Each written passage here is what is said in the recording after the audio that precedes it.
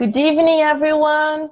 This is Angie Stewart from Miami Inner Light, here live in Kardec Radio. Very good. We are very excited to be here again. That's our second show, and it's always a blessing to be able to talk about Spiritism, especially in English, to all our friends around the world that do not speak Portuguese, but English is our universal language. And to continue our studies, we will be studying tonight this beautiful book, Thought and Life, chapter 11. We are going to be talking about the Cradle. And then, the next half an hour, we are going to be studying the Gospel according to Spiritism, introduction, and the part we're going to study today is the historical facts. And if you still don't have the books, you can go to the link in the video, and there you can have access to the pages of the book we're going to be studying tonight. So you can follow, besides me reading, you can follow it too.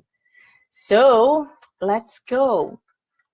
As usually, we start with a simple prayer just to connect us to the enlightened spirits and help us to be able to focus and also to receive better the message.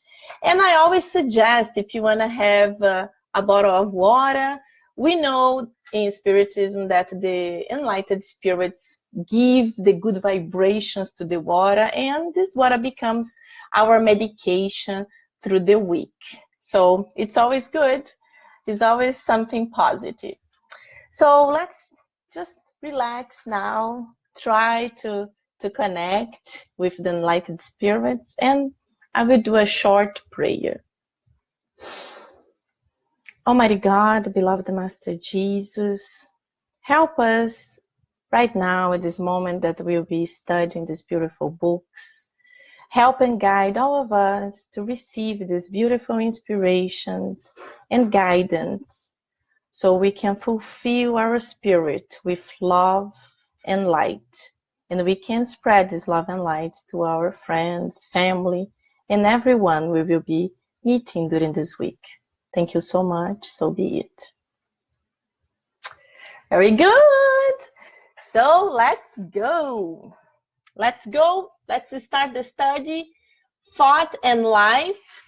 And chapter 11 is the chapter we are going to be reading tonight. I hope you have the book. If you don't have, you can listen to what I'm going to be reading. And please, you can post your comments. You can post questions. And then we try to answer. And I see some friends arriving. Very good. Welcome. We have Saul, Carla, Francini. Very good, my friends. Very good. Let's go. Number 11, the Cradle. I hope you can listen. No problem. Is everything good? So the Cradle. With the expiation of special missions concerning spirits who come to bring reflections of the higher plans to earth, every birth that takes place now portrays the past of a spirit. The road we initiate in a new existence is the continuation of the road we travel in previous existences. Scientific investigation on Earth has repeatedly failed to establish a biological linkage of beings. Geneticists look to the nuclei of chromosomes and cytoplasmic vehicles, as well as environmental factors and genealogies as explanations to the problems of origin.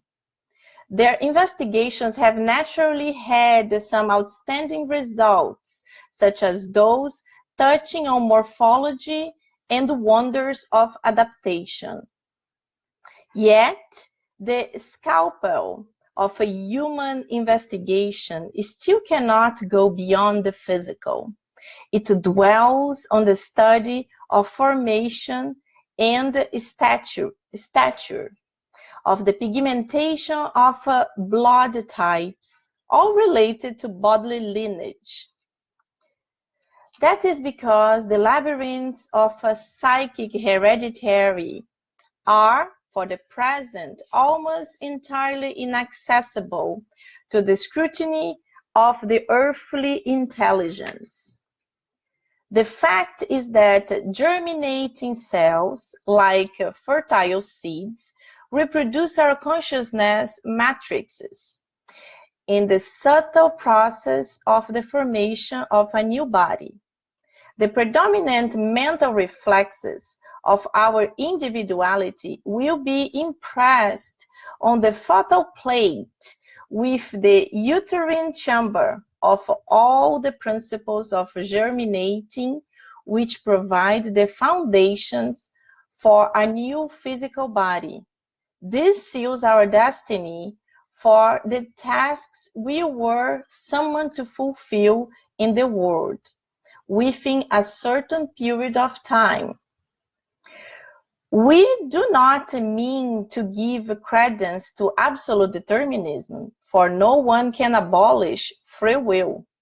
Through the free will, we institute the causes of suffering or restitution for our destinies. This takes place within a relative determinism, which we advance to higher forms of emotion and thought in the conquest of our supreme freedom. Through the death of the body, we return to the greater life, carrying with us the sum total of our deeds that are not always what we would like to have done. In many cases, the images we carry from our journey in the flesh are simply phantoms of guilty, the offspring of our own faults, which will need to be adjusted and paid for. Meanwhile, they present to our senses a torturing hell where complaints and afflictions tumble in our minds. Yeah, we love to complain. However, heavenly justice through its mercy allows a new beginning. Thus, we will come into contact again with our creditors and debtors for the settlement of debts we had contracted, which are perfectly annotated in the archives of the divine laws. We are usually born on earth in accordance with our debts or our needs. This end we assimilate to genetic elements of those who blend with us and our ways. The problems of heredity, therefore, generally stem from the mental reflections that we carry. Now the last part. What really happens is that sometimes people with generous hearts and the will to endure sacrifice bring into their lives some suffering souls, thus temporarily carrying in their arms real challenges far below the level of progress already reached. Such exceptions, however, are the result of noble renunciations that through divine charity attract out of the nether regions all the links of affections far removed in time. As a rule, however, our cradle in the world is the reflection of our needs.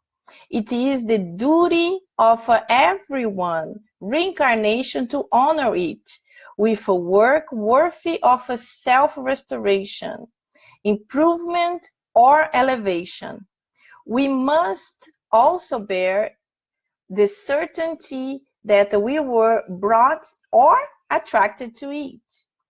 In obedience to the problems we face in our regeneration or the stewardship, we need to be able to readjust our future destiny. Wow! Beautiful and deep. Beautiful and very deep. The cradle. So let's see. Oh, Rudy. Hello, Rudy. Nice to see you here. Ceisa, welcome. Francine. Oh, I'm so new to this. I'm trying to enjoy it, guys. Saul, Francine, Teresa. Hey, Teresa. John, Marcia. Very good. Very nice to see all you here. Please post your comments so I can read and we can all share it. And if you have questions and I know how to answer, let's do it. But when we talk about the cradle, you know, the cradle is the place we are born, like how we are born. We are born through a family, through a mother, through a father. There are so many different types of families. But we need to have a mom. We need to have a womb. And this womb is a blessing. It's always a blessing. I know that a lot of people say, oh, but my mother is not good, my father was not good, this and that. Yes, there are, unfortunately, there are some parents that are not the ideal. But as we just read here, we will come to a life that we need. We are not coming to a life we want. We come to a life that we need. Because this life is the life we need to be able to overcome our problems, overcome the mistakes we did in our past. Because in Spiritism, we know, we don't believe, we know. Life is eternal. Our spirits are eternal.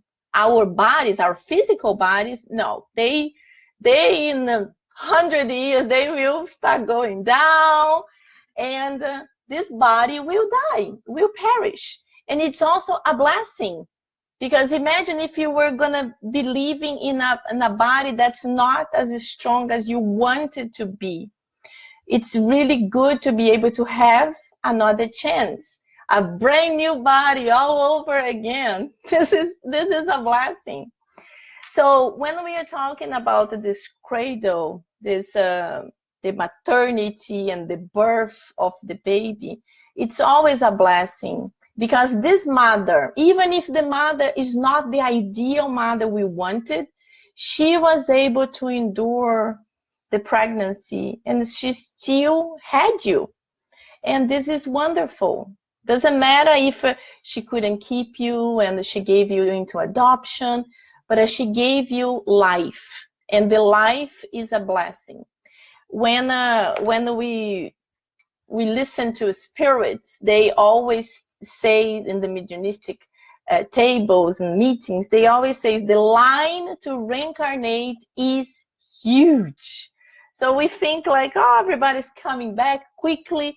It's not as quickly as we wanted, because we understand that when we die, when we discarnate, and we arrive in the spiritual realm, we desperately want to come back, because when we die, we see like a little movie in front of us. This is what all the spirits describe. In this very short movie of few seconds, we see everything, all the main things we did, all the main things that were good, and also the main things that were not that good.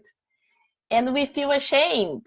We feel ashamed for the things that we didn't do well, or the mistakes we did, or the things that we remember we had to do. We kind of sign a contract and I will go back and I will do that. And sometimes we fail. We were not able to do it. We were not able to complete the best way possible. And we want to come back immediately.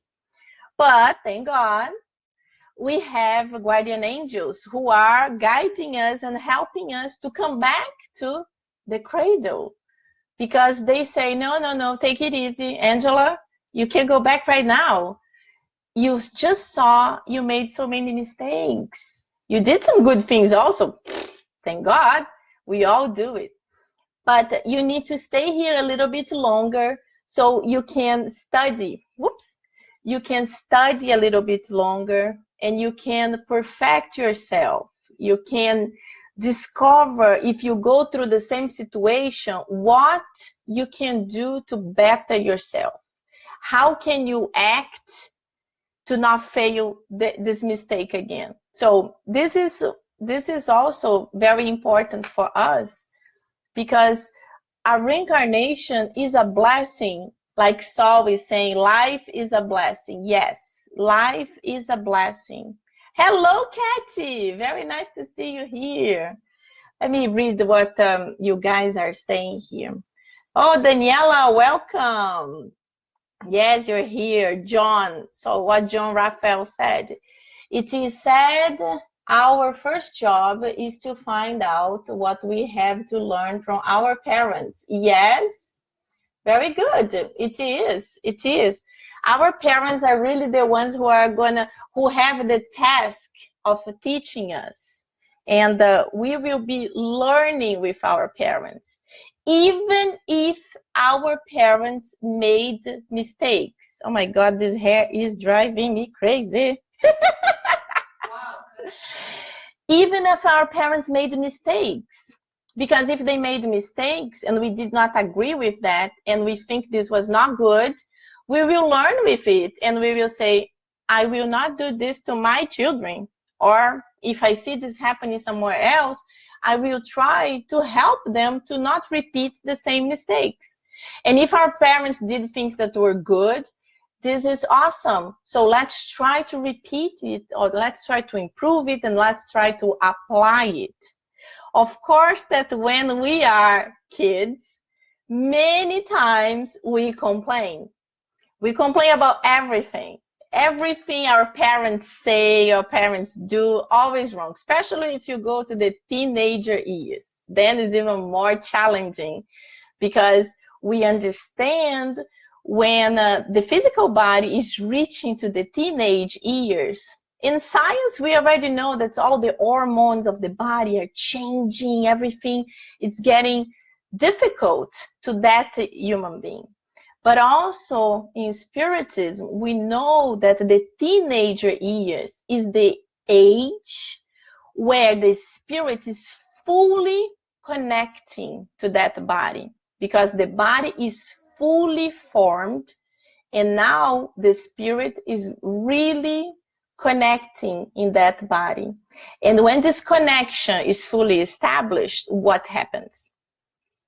The spirit goes in full speed, or better saying, in the total fullness in that incarnation, bringing everything, bringing all the baggage, all the history, everything that this spirit did in the past life will come, even with the problems the spirit had in that life, and brings to this life to learn, to improve. That's why the teenager years are very challenging. That's the age that the parents need to be very close, need to have a lot of patience, because it's a very challenging age for the teenager, because she doesn't really know how to act, how to behave. Is trying to fit in a body, in a society, in school, and also with the requirements from the parents, from the society. So it's challenging, and we need to help. We need to help our children, because we understand, especially parents and uncles and aunts and also best friends, we reincarnate as a society. We don't reincarnate one individual. We come in a family that we need. So that family is there for something. And then you're going to say, oh, but my goodness, I have an ant that I can't stand. Yes, but maybe this ant, why you can't stand this ant?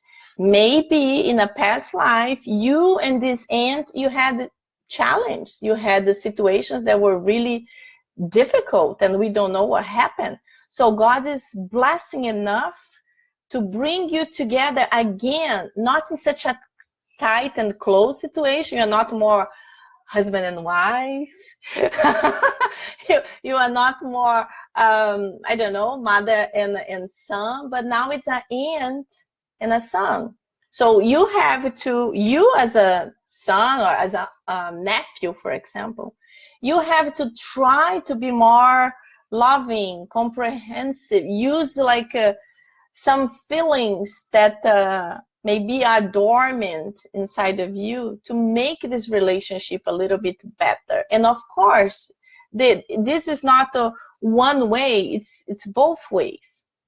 But when we know we need that to better ourselves, we don't stay still expecting the other person to do it. We know that I need to do it. I will do my best. I will do my best. Even if this person is not going to understand me now, I will try to be loving, understanding, forgiving, because we understand the general thing. We understand that to improve, we have to be like this. We have to better ourselves. And when we better ourselves, we are able to better others. Because the others, they look at us and like, wow, she's so much nicer now. Is it true? Why? And then that's why sometimes the people even discover spiritism, because they come to talk to me, for example, and say, oh, you are nicer now. And then they're like, why? What have you been doing? And then I say, well, I have to say that since I start studying spiritism and learning that I have to better myself to have a better life, I start changing. And then people say, oh, what is that? Let me know. So this is also another way to spread spiritism when we better ourselves. So let me see what Rudy said. My mother will be 91. Wow, this month. Amazing. Strong, always happy. Lives in Guatemala. Wow. And every night we talk about the blessings of being incarnated. Beautiful, Rudy. Very beautiful. That's really nice. Your mother, 91 years old. My grandmother will be 92. But she doesn't, unfortunately, she doesn't have her mind in fullness anymore. She's very forgetful, and this is normal, you know. It's rare to have somebody like your mother that she has her all her mind there present. This is very nice. So I have a teenager here, and it's not easy, Angela. They change a lot. Yes, I know. I have a teenager too. It's not easy. But Saul, be strong, because they. Did you see that? They are a blessing. They are a blessing. Even if sometimes it's so difficult, we lose our patience. It's very painful.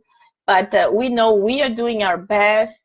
We have to control ourselves also, because, you know, if we are able to talk about beautiful things to other people, we are able to talk about spiritism to so many people, we have to start it in our home.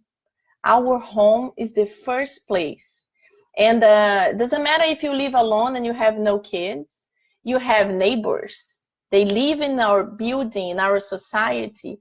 And let's try to avoid what most of people do, you know. Nowadays it's so easy. You go in an elevator, you don't even say good morning.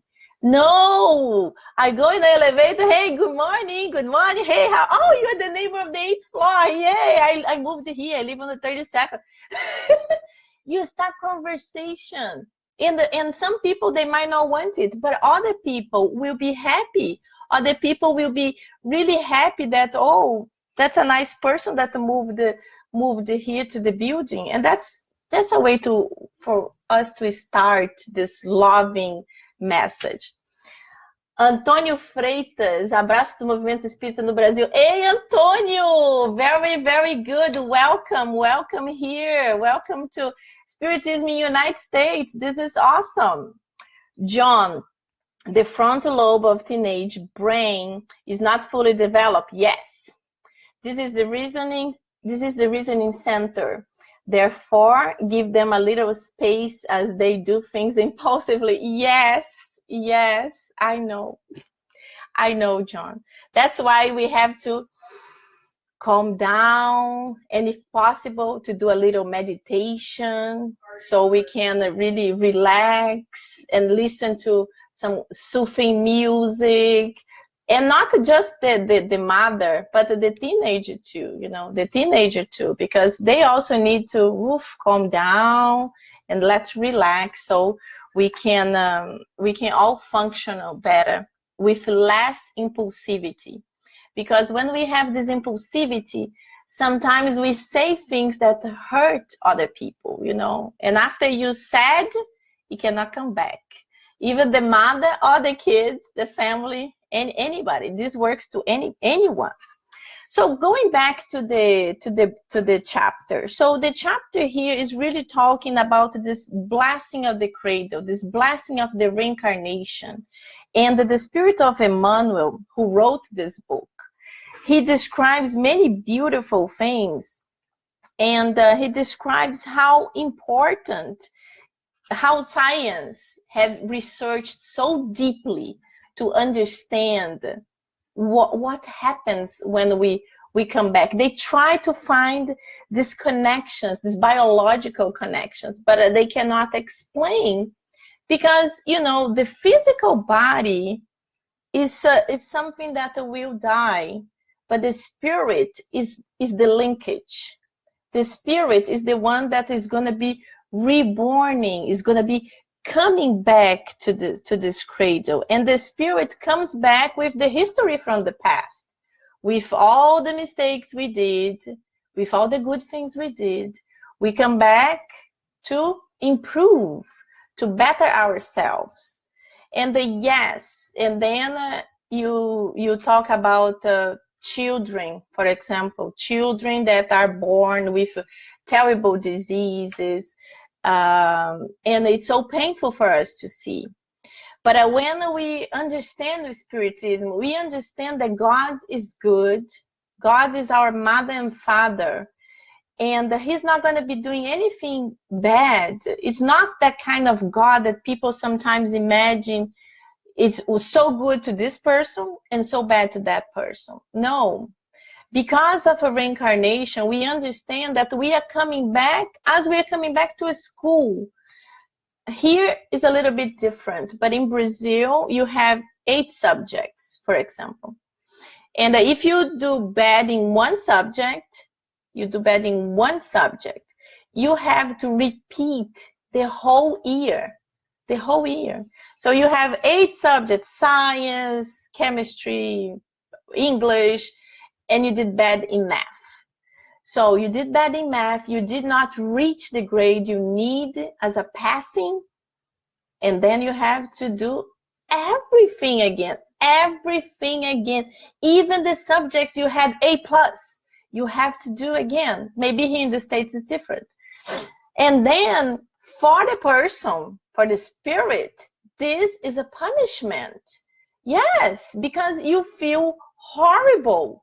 You feel terrible that all your friends were able to advance 1 year and you stayed stationary there because math did that to you.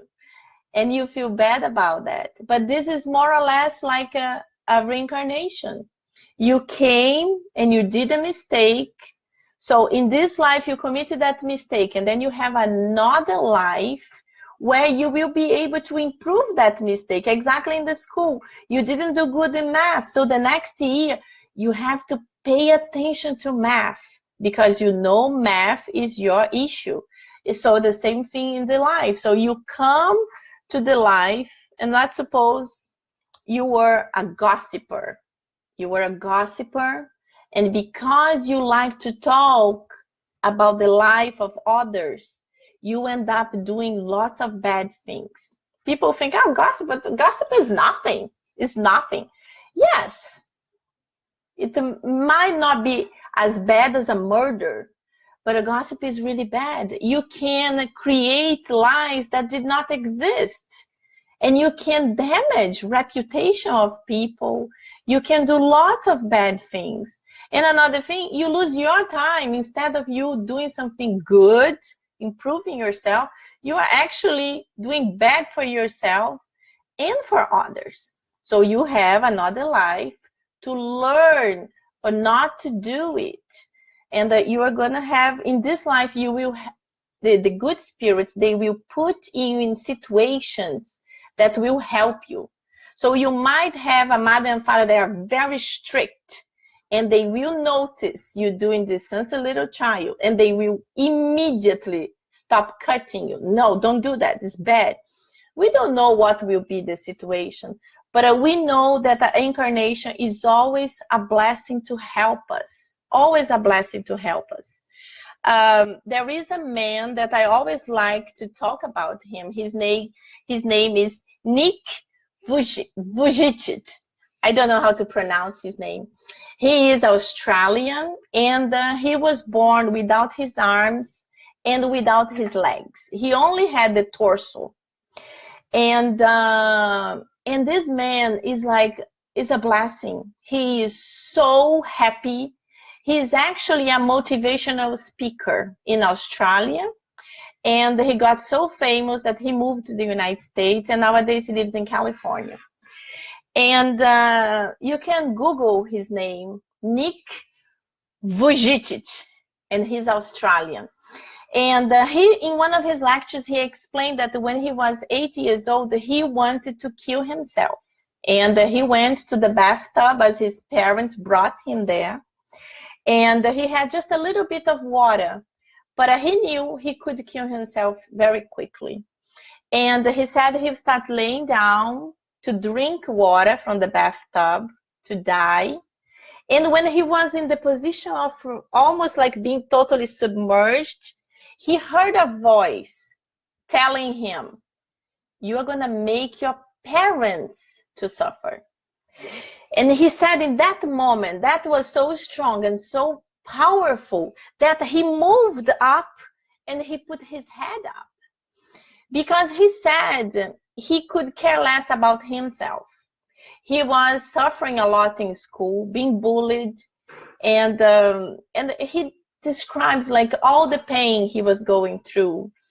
And he didn't want that pain to his parents. In his mind, if he died, it would be better for his parents, because it was very difficult for them to take care of him. He required a special chair, special wheelchair, everything. He didn't have arms or legs. And from that moment on, that voice made him to understand his parents were so loving, and they were doing everything to help him. And didn't matter the way he was. He had other siblings who were normal, but that even the siblings were always loving and trying to help him, guide him, but not protect him, showing him how life can be difficult, but teaching him, you are a son of God, and we will help you to improve. We will help you in everything you need. So from that moment on, he said, I'm not gonna lower my head and get angry with bullies anymore. I'm gonna face them. And then he says that he went to school the next day, and he went to one of the biggest bullies, and he told him, hey, why do you like to make fun of me? And then the guy was very surprised, because usually, you know, bullies, they are used to making fun, everybody around is laughing, and then they walk away. And he was like really surprised. He was talking to him directly at the age of 8, 9. And then the other child told him, well, it's just a joke. I'm not doing anything bad. It's just a joke. And then he told him, he said, Nick said, well, it's a joke for you, but for me, it's very painful. And I hope you understand that it's hurting me. And I hope you don't do it anymore.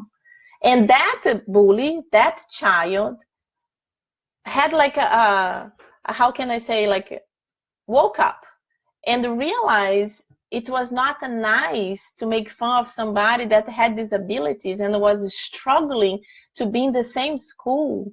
So from that moment on, that other child stopped. So he understood that he could do this to every single one in a nice way, not like fighting, not fighting, because when we send negative energy, we receive negative energy. So you have to break this negative chain and you have to give love. So that's what he said. He said in a loving way, don't do it. You are making me suffer. I really would appreciate if you could stop. And from that moment on, that kid stopped. And he started a revolution. He started changing all his behavior. He started seeing beauty in everything. And he really changed to this unbelievable man of nowadays, married to a normal woman that we can say with arms and legs, for example, and with two children. And this is so beautiful because he even said that lots of people came to him and used to tell him, oh, I'm so sorry, you are never going to get married. And he also talks about it. He said, well, if I ever get married, I'm not going to even have a hand to hold the hand of my wife. But then later on, he realized that he doesn't have a hand, but he can hold her spirit in a different way. If he is positive, if he's loving, if he can face any kind of adversities with a positive word. So I encourage all of you, if you can, to watch a lecture of Nick. And you just Google Nick from Australia speaker, and you will see this beautiful man inside and out. And he loves to tell everybody, oh, I'm the Guinness Book of Hugs because I receive like the most amount of hugs in the whole planet. So he is this blessing. So Nick is one of the people that we can say that he was born into a diversity with these huge difficulties, but he was able to really fulfill his reincarnation, bringing light, hope to so many others. With all this beautiful light he has inside, he was able to spread to all the other people. Oh, so let me see. So Rudy is saying pronunciation Viljic. Woo! My God, his name is so difficult. Yeah, thank you, Rudy. So let me see who else is here. Oh, Jailton. Hey, Jailton. Long time I don't see you, my friend. Julija also. Hi, Julija. Welcome. So Jailton said, Adilson, Sérgio, Sônia, Thiago, Andrade are saying hello. Oh my God, that's awesome. Miss you guys. We just finished our radiation aqui no Yes. Oh, yes. I love you, Inner Enlightenment. You will be forever in my heart. Very good. Heather Tito, I love him. Oh, very good. Let me just copy and paste his name here so you guys can Google him and you know, you can this is his name. So Google Nick and be happy with him because he's an explosion of happiness. And so this is basically what we should talk tonight about the cradle. The cradle is always a blessing. We know that our beautiful earth is our cradle also. The earth right now is our planet of trials and expiations, but we are starting the process, the phase that the Earth is really becoming a regeneration planet, a planet that there's so many more blessings are going to come, so many beautiful things will happen, so many acts of charity, and much less of hatred, of fight, of negativity. So our planet is evolving, our big cradle is evolving, and we have to evolve with the planet Earth. So let's work together and continue evolving and continue making this world better. But as I said, to be able to do that, it needs to start within us. We need to better ourselves a little bit, day by day, day by day. And then it will become like a habit, a good habit, a habit to be positive and to be always happy. Even if we can't be happy every single day, we can try to be a little bit happier and bringing happiness to our friends. So let's move on to another beautiful book. This amazing book here, The Gospel According to Spiritism. So today we have been studying this book for quite some time, but we are still in the introduction. The introduction of the book is very, very important. So that's why we are dissecting it little by little, piece by piece. And the part we are going to study today is the historical facts. It's very important because in the time that Jesus was born on earth, there are a lot of names that they were important in the Hebrew society of that time, but they are not used nowadays anymore. And most of the time, we don't even know what it's talking about. We hear that name all the time, but we don't know what it talks about. So it's important for us to read and understand. Even if sometimes there are like lots of details and we can't keep all the details, but it's important for us to have an understanding of how it was, so we can have a better concept of the historical facts. So let's go. If you went to Miami Inner Light page, as I described above, you can follow the book, and I am on page number 30. Historical facts. I will read it.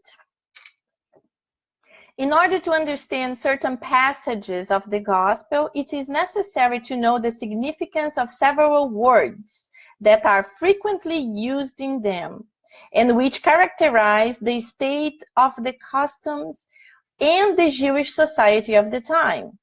Since they do not have the same meaning for us, these words have frequently been misinterpreted, and for that reason have led to a sort of uncertainty. The understanding of their significance, on the other hand, explains the true meaning of certain maxims that at first sight might appear strange. So that's why it's so good to study these parts, because we can have an understanding of what was this in that time. Because nowadays, we don't talk about this. We don't have this in our society, especially. So the first item are the Samaritans.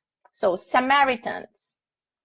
After the split up of the 10 tribes, Samaria became the capital of the dissident kingdom of Israel. Destroyed and rebuilt several times, it was under Roman rule. The administrative seat of Samaria, one of the 4 divisions of the Palestine. Herod, called the Great, adorned Samaria with opulent monuments, and to please Augustus gave it the name Augusta, in Greek, Sebaste. The Samaritans were also always at war with the kings of Judah. A profound aversion dating back to the separation was perturbed between the two peoples, who shunned all mutual relations. In order to make the schism deeper and to avoid having to go to Jerusalem to celebrate religious festivals, the Samaritans built their own temple and adopted certain reforms. They accepted only the Pentateuch, which contained the law of Moses, but rejected all the other books that were added afterward.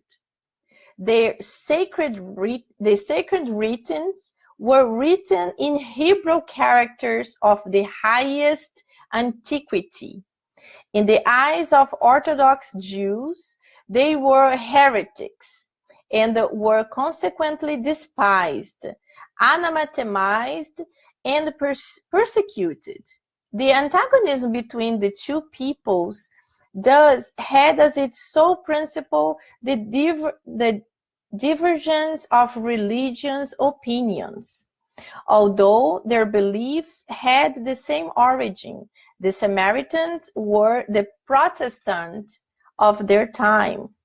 Even today, Samaritans may be found in few regions of the Middle East, particularly in Naples and Jaffa. They observe the law of Moses more strictly than other Jews and only marry amongst themselves.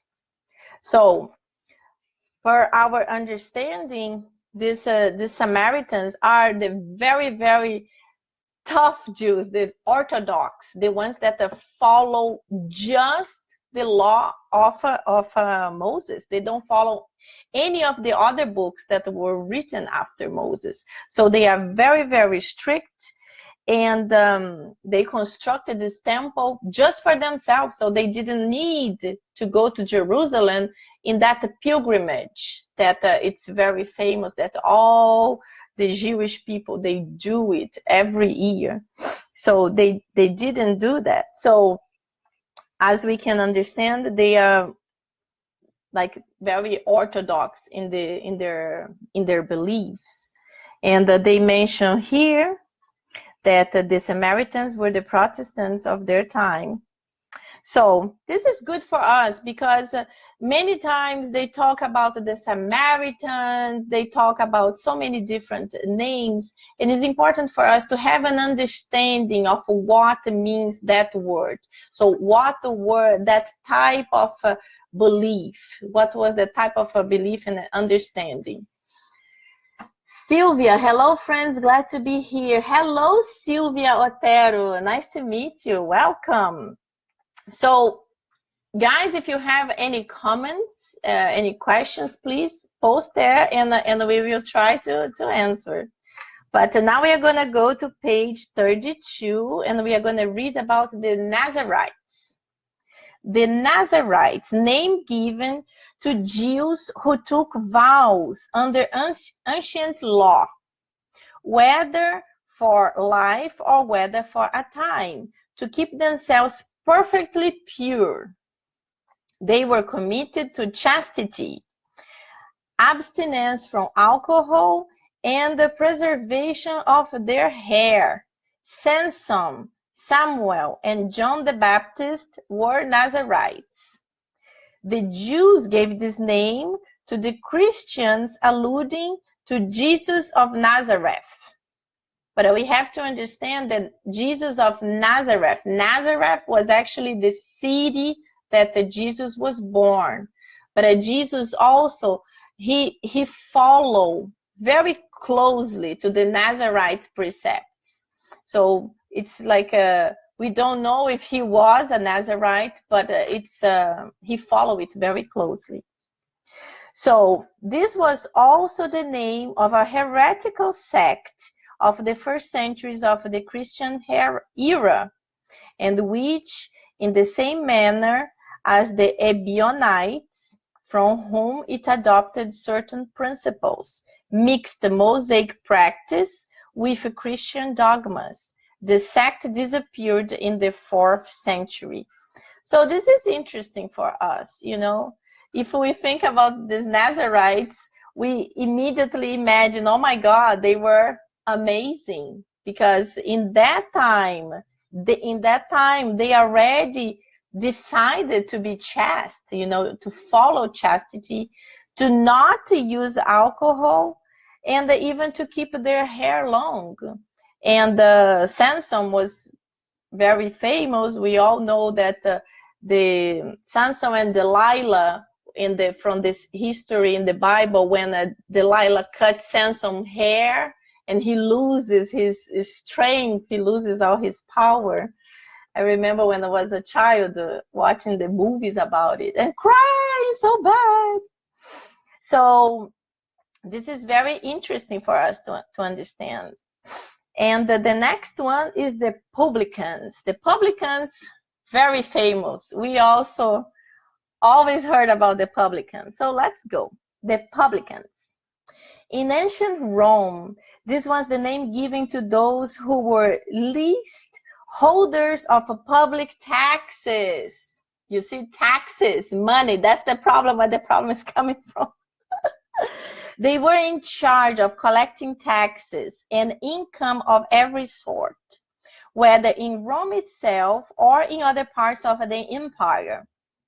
They were analogous to the fermiers généraux et tractants in old system in France, which still exists in certain regions.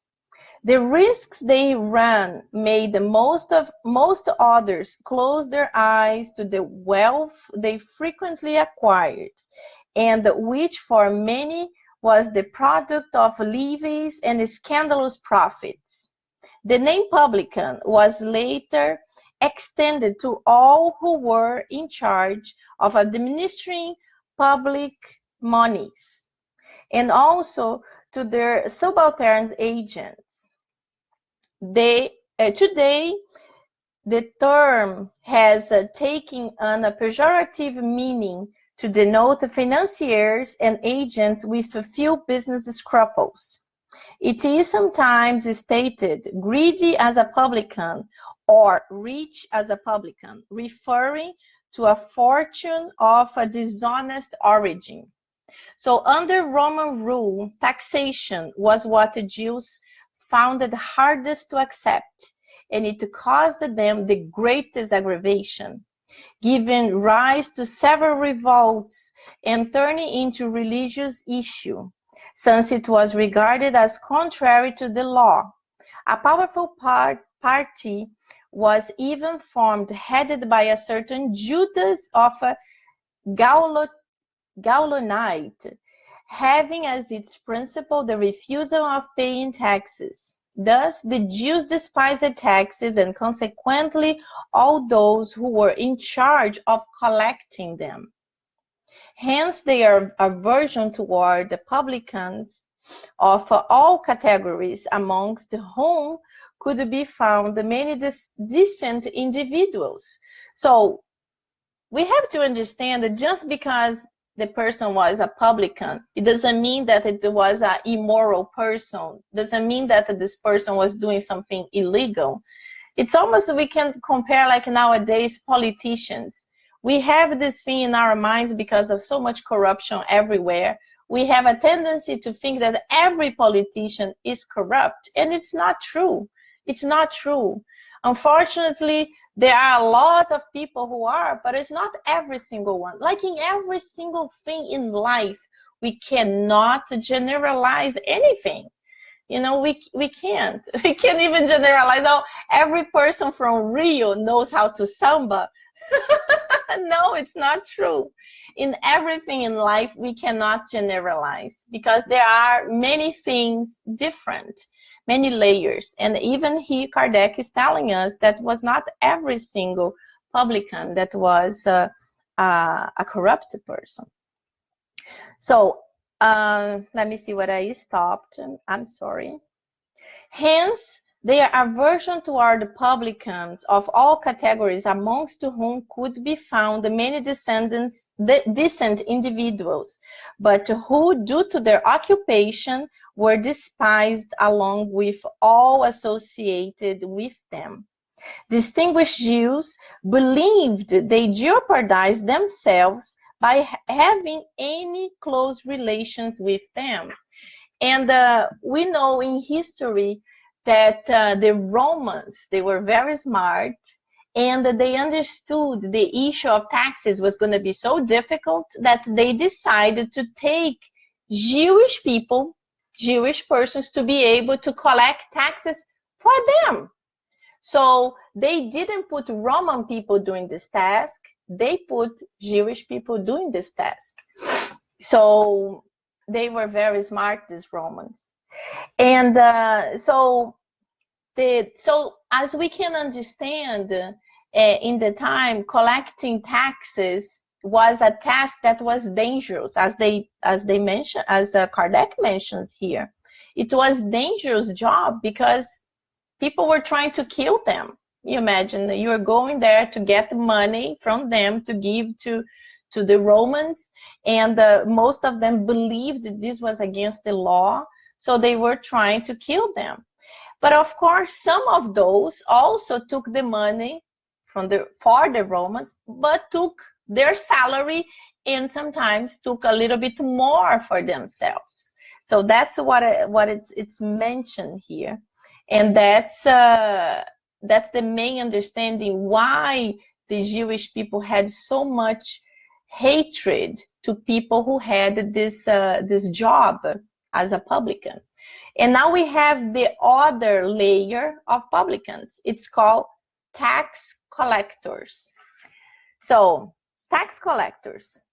These were lower class tax collectors who were mainly in charge of collecting duties at the city gates. Their functions corresponded approximately to those of customs officials or toll collectors. They endured the same loafing extended to publicans in general. This is why in the Gospel we frequently find the name publican connected to sinners.